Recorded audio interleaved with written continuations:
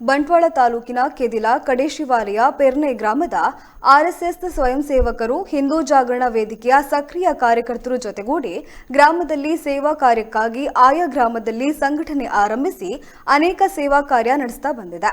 ಇದೀಗ ಸೇವಾ ಯಜ್ಞ ಬಂಟ್ವಾಳ ತಾಲೂಕು ಹಾಗೂ ಹೊರ ತಾಲೂಕುಗಳಾದ ಪುತ್ತೂರು, ಕಡಬ ತಾಲೂಕುಗಳ 4 ಮಕ್ಕಳು ಅನಾರೋಗ್ಯದಿಂದಿದ್ದು ಅವರಿಗೆ ಚಿಕಿತ್ಸಾ ವೆಚ್ಚ ಭರಿಸಲು ಅಸಾಧ್ಯವಾಗಿದೆ.